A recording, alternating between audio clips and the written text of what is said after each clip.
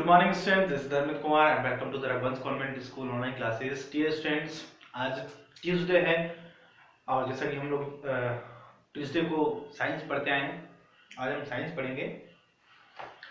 तो साइंस में हम पढ़ रहे थे चैप्टर 10 स्टार्ट करने वाले हैं आज, ठीक है। चैप्टर 9 हमने फिनिश कर दिया है। चैप्टर 10 में हमने क्या नाम है उसका, मोशन एंड मेजरमेंट। तो ये आपको 7th में भी हो सकता है मिले, 8th में भी मिलेगा, 10th में भी, 9th में भी मिलेगा, 10th में भी मिलेगा। ये चैप्टर मोशन का है। वो एक मोशन एक मतलब एक ऐसा टॉपिक है जिसके लिए आप 3 से 4 साल पढ़ोगे और ये पढ़ने के अलावा मतलब हमारी डेली लाइफ में भी काम आता है। अगर हम देखें कि हम साइकिल चलाते हैं, बाइक चला रहे हैं, हम कुछ भी कर रहे हैं, ज्यादातर चीजों में मतलब ऑलमोस्ट, है ना, तो उनमें देखा जाए मोशन का एक बहुत बड़ा एक रोल रहता है। तो साइंस में हम लोग जैसा कि आसपास की चीजें हैं उनके बारे में भी ज्यादा पढ़ते हैं, है ना। हम लोग केमिकल्स के बारे में पढ़ते ही हैं, लेकिन कुछ ऐसी चीजें पढ़ते हैं जो हमारे पास नहीं होती, आसपास नहीं होती हैं, लेकिन हमारे आसपास जो ज्यादातर होती है उनके बारे में ज्यादा पढ़ते हैं। तो मोशन क्या होता है और उसको मेजर कैसे करते हैं। मेजर मतलब नापना, है ना। इसको कैसे नापते हैं हम, इसको इसकी यूनिट्स क्या होती हैं उसके बारे में डिस्कस करेंगे, ठीक है। तो चलिए स्टार्ट करते हैं। क्या पढ़ने वाले हैं हम इस चैप्टर में? हम इस चैप्टर में पढ़ने वाले हैं इंट्रोडक्शन, उसके बाद पढ़ेंगे history of transport, physical quantities, standard units, measurements of lengths, motion and rates. तो सबसे पहले हम एग्जैक्ट डेफिनेशन जानते हैं मोशन की क्या होती है। Travelling is the act of moving people और goods from one place to another place. Travelling मतलब यात्रा, यात्रा करना हमारे लिए मतलब एक कई जरूरत भी है और एक आवश्यकता भी है ना। मूविंग पीपल और goods from one place to another place. Goods मतलब होती है कोई भी चीजें, वस्तुएं, है ना। सपोज ये जो आप इसके मेरे पास देख रहे हैं, ये एक गुड्स बुक्स है आपकी, हमारी खाने पीने की चीजें सारी गुड्स है। Availability of goods from one place to another is also made possible through transportation. अब कोई चीज हम तक कैसे पहुंचती है? Through transportation. ऐसे कि जो आप शर्ट आप पहने हैं, जिस कंप्यूटर में आप, जिस मोबाइल में आप ये वीडियो देख रहे हैं, वो कैसे पहुंचा आप तक? ट्रांसपोर्टेशन से। ये बुक कैसे पहुंची? ट्रांसपोर्टेशन से, ठीक है। तो ये सारी चीजें हम तक कैसे पहुंची? Through transportation. Before 19th century and also early 19th century transportation was extremely slow and 19th century transportation was extremely slow and difficult।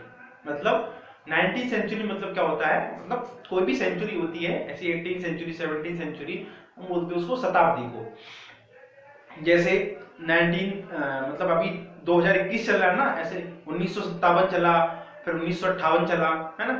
तो ऐसे जो 1900 के बाद की जो 100 साल होती है उनको हम शताब्दी बोलते हैं, याद रखिएगा, आपको बहुत काम आने वाली चीज है। तो 19th सेंचुरी में और 19th सेंचुरी से पहले जो है ट्रांसपोर्टेशन था वो बहुत स्लो था। उस टाइम कोई ट्रेन नहीं हुआ करती थी, कोई एरोप्लेन भी नहीं हुआ करता था। एरोप्लेन तो मतलब 19th में आ गए थे, लेकिन 18th में तो नहीं थे, है ना। पहले अगर हमें एक देश से दूसरे देश में जाना है तो फिर हम जहाज के थ्रू जाते थे। तो ये सब चीजें हुआ करती थी, इसलिए बहुत जो ट्रांसपोर्टेशन था बहुत स्लो था, उसमें बहुत महीनों लगते थे। People travels many on foot, कुछ जो लोग हैं वो पैदल चलते थे। They transport goods from their backs to or hands or block carts and camel cart। मतलब जो ऊंट वाले, ऊंट छोटे ऊंट जो होते हैं ना, कैमल्स, वो कुछ घोड़ा गाड़ी है, कुछ बैल गाड़ी है, कुछ अलग अलग वो उनके हुआ करते थे। कुछ लोग हाथी पे, ऐसे जो राजा महाराजा लोग थे वो हाथी पे भी ट्रैवल करते थे। तो वो सब चीजें हुआ करती थी। Nowadays one can travel to many long distance by train, bus, aeroplane and ship. Even man had landed on moon. Another problem facing peoples in early times was that there were no units of measure distance or instruments to measure time। मतलब उस time पे कोई instrument नहीं हुआ करता था कि इससे हम डिस्टेंस को नाप लें, है ना, कि यहाँ से यहाँ तक की डिस्टेंस 1 किलोमीटर है या 100 मीटर है या फिर 200 मीटर है, उस तरह से। दे अल्सो मतलब टाइम के साथ मतलब दूरी के साथ साथ में हम टाइम भी नहीं नाप पाते थे। They also enable to tell how to far they had travelled. आप किसी से पूछो, कोई दिन भर से चल के आ रहा है, ठीक है, धूप में किसी ने आपसे पानी मांगा कि भैया मुझे पानी पिला दो, मैं बहुत दूर से चल के आ रहा हूँ। आप उस समय सोचिए क्या होता था, तो वो किससे पूछे भैया तुम कितनी दूर से चल के आ रहे हो, तो वो बेचारा बता ही नहीं पता कि मैं कितनी दूर से चल के आ रहा हूँ, वो बेचारा सुबह से चल रहा है, ठीक है। तो सोचो क्या हालत हुआ करती थी उस टाइम पे।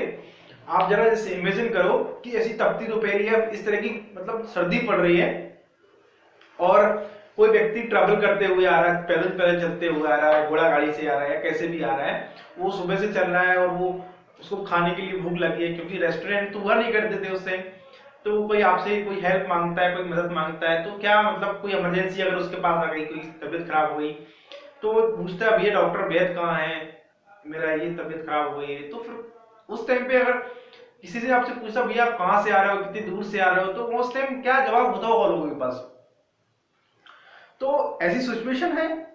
दे also did not have a realised method to measure distance. उनके पास कोई डिस्टेंस नापने के लिए कोई यूनिट तो हुआ नहीं करती थी। Most common means to overcome this problem but to take note of major landmarks like river, mountain, forest और द पॉसिबल ऑप्शन।